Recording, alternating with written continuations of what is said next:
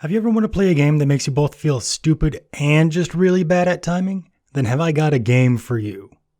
Alright, I'm mostly kidding here, but there's a little bit of seriousness with it. Let's talk about Typoman. This is a short platform puzzle side-scrolling game with minimal dialogue that uses cutscenes to tell a story of an apocalyptic world where evil has destroyed much of what once was. Letters combine to form words, and those words then interact with the world by either becoming somewhat sentient beings, like our player character Hero, or the enemies we encounter, doom, hate, and other malicious words. There is an angelic woman who guides Hero through several treacherous hazards to our eventual goal of defeating the big bad evil guy at the end of the game that I can only assume is called evil. Now, when I first heard the general description of this game, I felt a little personally attacked because I am absolutely god-awful when it comes to crossword puzzles and fill-ins, so I felt like I absolutely needed to beat this game to kind of prove a point. Now, the actual gameplay for this is simple and straightforward. Letters are either already present for a majority of the puzzles we encounter, or in a few instances towards the end of this short game, we're going to have to spawn some of them in specific locations to form words to open gates or otherwise overcome some obstacle in our way. Try not to worry too much about this though, because you're not going to have to be a walking encyclopedia in order to beat this game. The words you're going to need to solve them are going to be relatively simple or just short. With a title like Typoman, you're going to expect that the word puzzles are the main focus of the game, and to a degree they are, but I'm very pleasantly surprised to find that the platforming sections are actually very well executed, and I only have one minor complaint. For a majority of the objects that you need to interact with, mainly the ground, it's very easy to tell what you can land on, because I mean, come on, it's the ground. It should be pretty easy to determine. However, with one or two small sections, it's not so easy to see which objects can be landed on, and that might cause you to fall to your death. Now, I do want to point out that there is no life counter in this game, so if you do fall to your death, you're just going to be sent back a little ways when you respawn, and you could just try again. So it's not like this huge setback happens when you do die. Now, this is a very short game, and they managed to pack a lot of different things into that short playtime, including several boss encounters, most of them mini bosses and one final boss at the end of the game that's much bigger. But each of these boss encounters are different from one another in such a way that made me definitely stop and scratch and think, okay, how do I interact with this? That sounds like there's a lot going on, trust me, I get it. But this is all very easily digestible, and I actually played through this entire game in a single sitting.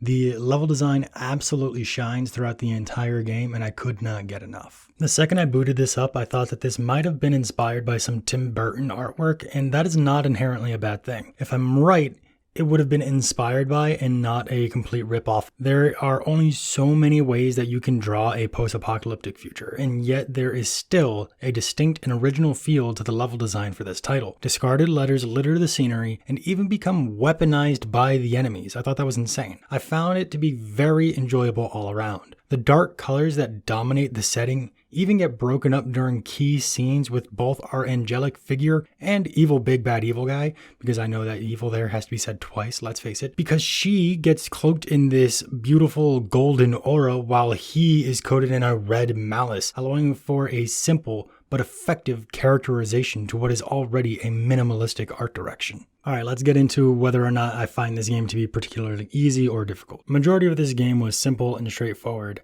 but there is one particular spot of platforming that took me more attempts than any other where you have to escape an inferno. It was seriously challenging, but wasn't frustrating for me because it was a good change from the rest of the game. Where that was a test of reflexes and timing, the rest of the game was more of a test of wit and patience, so it was a nice change of pace.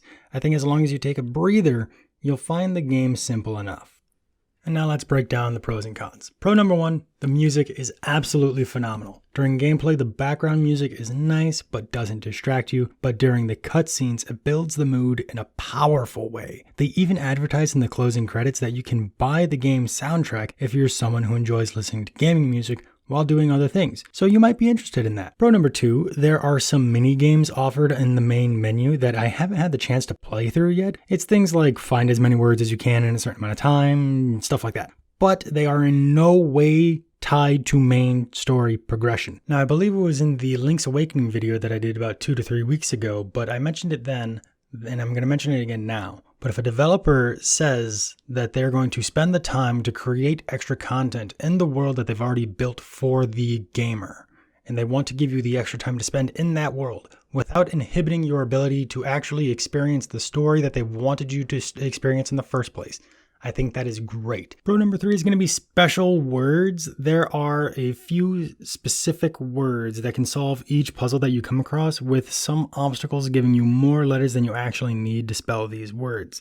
This means you might be able to spell some other words as well. If you find some of these extra words, you'll actually change the look of your avatar a little bit. Like the word hat, for example, or sad, are two of the ones that I found during my playthrough. This fun little add-on was a bit of extra detail that they didn't really need to include, but I'm really glad that they did. Pro number 4 is going to be ease of access. You can see that I died a lot while playing this game, but never did I feel stressed out or annoyed about it. It's clear to me that the developers just wanted people to have a good time and experience the story of Typoman.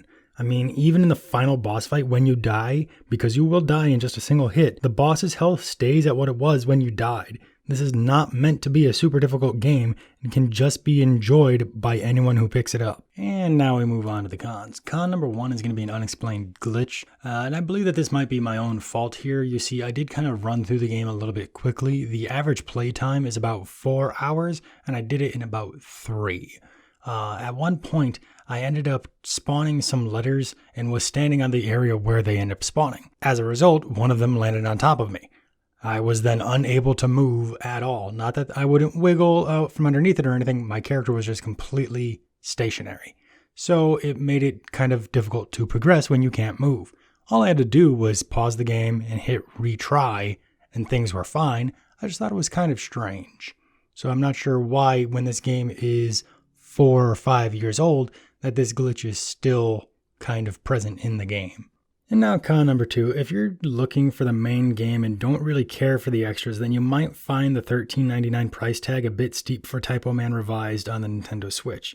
You might want to take a look at the Steam version of the game on PC if you play there, where it's being sold for $9.99 at the time of recording on November 1, 2020. It's also actually on sale for only $1.99. Steam is known for those great sales. Alright, now let's break down our final tally here. Typoman Revised, it was a great game to sit and enjoy for an afternoon. If you got the extra Nintendo coins and kind of want to grab it with a reduced price, or you'll snag that Steam sale today, I definitely suggest it. With the minimalistic art style coming to life in a bigger way than I thought it could, and the pacing keeping things lively, I believe that this has absolutely earned an 8 out of 10. Now that's all for today. Thank you all so much for stopping by and sharing your valuable time here with me. Cannot tell you how much I appreciate it, especially after that 2-week hiatus where 1, I was moving, and then 2, had a bit of a head cold. So that is all for today. Thank you all so much. I hope that you're having a fantastic, amazing, wonderful day. And because you are fantastic, amazing, wonderful people, I love each and every single one of you, and I'll talk to you all again soon. See ya.